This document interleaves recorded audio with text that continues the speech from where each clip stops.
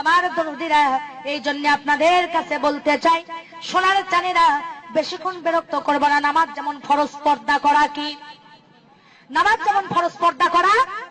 আর এখনকার মা বোনেরা পায়ে গায়ে হাই হিল করে, খালি কিলকিল, চোখে লাগাই মাস্কারা, ছেলেদের করে কামসারা, ঠোঁটে লাগাই লটকা ফিস, ছেলেরা দেয় শীষ, আর কপালে দেয় বড় বড় টিপ।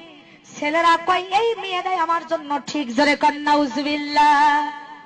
আমার মা বোনেরা, আমার দরদিরা, ব্লাউজ বানাতে বানাতে পর্দা ফরজ করে দেওয়া হয়েছে। আর আমার মায়ের জাতিরা শহরে থাকেন, মন খারাপ করবেন না, ব্লাউজ বানাতে বানাতে পুরুষের সেন্ডো গেঞ্জি ফেল করে দিয়েছেন। এত খাটো ডানার ব্লাউজ, শর্ট কামিজ ব্যবহার করেন, বিউটি পার্লারে যায় ভুরু তোলেন, ঠোঁট কালার করেন। মাদান্ডে খোদার কসম করে বলে আপনি দাউস হবেন কিয়ামতের দিন। একটা বেপর্দা মহিলা দাউস হয়ে যাবে। এই দাউস আল্লাহর জান্নাতে যাওয়া তো দূরের কথা, জান্নাতের বাসনাও তার নাকে পাবে না। টাকা পয়সা আলা হয়ে তোমার কোনো দাম নাই। আমার মা বোনেরা, পায়জামা গুলো দেখেন, স্কিন পায়জামা পরে যা দেখতে তল্লাবাসের মতো পাদা শিকল লাগে, মাথার চুল কাটে বানরের লেজের মতো করে দেয়। ধরে বলেন ঠিক না ঠিক? বোরকা যে পর্দার জন্য গো, সেই বোরকা গাওয়াত দিয়ে রন্না খান গলায় পেঁচে দেয়, বুকের উপর দেয় না, মাথায় কাপড় দেয় না। আমি আমার ভাষায় নাম রাখছি, এরা হলো তনসেল বারা মুসলমান। এদের স্থানটা হবে তাসলিমা নাসরিনের সাথে জাহান্নামে। জোরে জোরে বলেন ঠিক না বেঠি? আমার বাজান, হক কথা বলতেছি। আমি বক্তাকে আর দাওয়াত করবেন না, তাতে যায় আসে না, কিন্তু আজকে তো আপনাদেরকে বলার সুযোগ পাইছি। জোরে বলেন ঠিক না ঠিক? বাজান রে, পর্দা করা ফরজ। কেউ জানবে হায়া বেপর্দা করে চলবা না। মোটর সাইকেলের পিছনে শ্যাম্পু করে যায়, বেগনা পুরুষেরা কয় খায় না খায় মাল এক খান গেল। জোরে কোন ঠিক না ঠিক? হায় হায়, মহিলাদের চেহারা দেখে কয় মাল এক খান গেল। নাউজুবিল্লাহ, নাউজুবিল্লাহ। আমার মা বোনেরা রে, আমার দরদিরা রে, তোমাদের কুদরাতে পায়ে হাত দেবো। তোমাদের সন্তানের মতো, ছোট বোনের মতো তোমাদের কুদরাতে পায়ে হাত দিয়ে বলবো, মাগন মরে একদিন তোমরা যাবা, কবরের মেহমান একদিন হবা। তোমরা জান কেউ নামাজ ছেড়ে দিও না, আর ফরজ পর্দা জান তোমরা কেউ ছেড়ে দিও না। মাথার একটা চুল যদি কোনো বেগনা পুরুষ দেখে গো মা, কিয়ামতের দিন 71টা চুলের বেগনা পুরুষকে দেখানোর কারণে একটা চুলের পরিবর্তে 70টি সাপ তোমার মাথায় বেউড়ো করে দেওয়া হবে।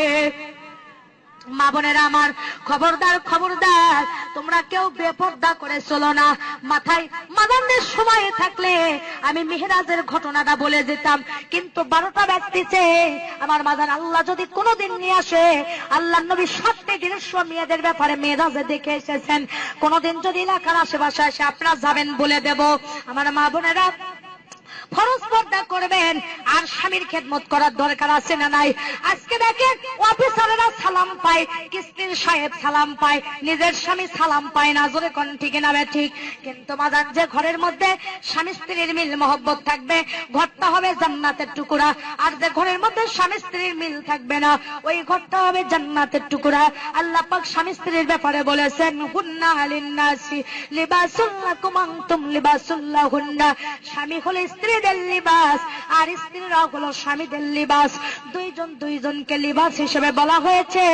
রে আমার মায়ের জাতিরা, আপনারা যা একে অপরের লিবাস। স্বামীকে মাঝে মাঝে গোসল করে দেবেন, স্বামীর সাথে রুক্ষ মেজাজে কথা বলবেন না, হাসি মুখে কথা বলবেন, আর স্বামীকে সালাম দেবেন। হযরত আয়েশা সিদ্দিকা হুজুর সাল্লাল্লাহু আলাইহি সাল্লামকে মাঝে মাঝে গোসল করে দিতেছেন। একদিন হুজুরকে আয়েশা গোসল করে দিচ্ছে। হুজুরের খুশির চাপা লেগে আম্মা আয়েশার বুড়ো লোকের আঙ্গুল ফেটে গেছে। হুজুরের গায়ের সাথে পানি ঢালছে, রক্তের বন্যা বয়ে যাচ্ছে। আর নবীজি আমার ধাপে দাঁড়াছে, দাঁড়িয়ে বলে, ও আয়েশা, তোমার পানি যে ঢালি তো রক্ত কিসের বন্যা বয়ে যায়? আয়েশা বলছি, ইয়া রাসূলুল্লাহ, আপনার গায়ে যখন পানি ঢালে আপনি যে খুশিতে বসে আছেন, আপনার খেদমত করতে যাইয়া ওই খুশির চাপা লেগে আমার বুড়ো লোকের আঙ্গুল ফেটে গেছে। নবী বলে, আয়েশা, তুমি একবার আহাউ হু করনি কেন? তোমার কি কষ্ট হয়নি?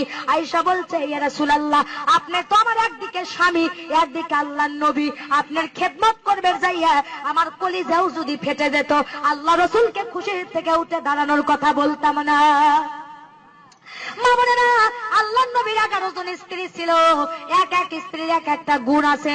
একদিন আল্লাহর নবী খাদিজাকে যখন বিয়ে করে, খাদিজাতুল কুবরা, হুজুর সাল্লাল্লাহু আলাইহি ওয়াসাল্লাম যখন হিজরতে যেতেন, স্বামীকে তিনি এত ভালোবেসেছেন, দরজার সাথে পিঠ বাজায় ঘুমাইছে। মা বোন রে, অনেক বড় কিলো রাস্তা খানে কাবাই পিঠে করে লিয়া হুজুরের জন্য খাবার লিয়ে গেছে। কোনোদিন বিরক্ত হননি, টাকা পয়সা হুজুরকে সহযোগিতা করেছে।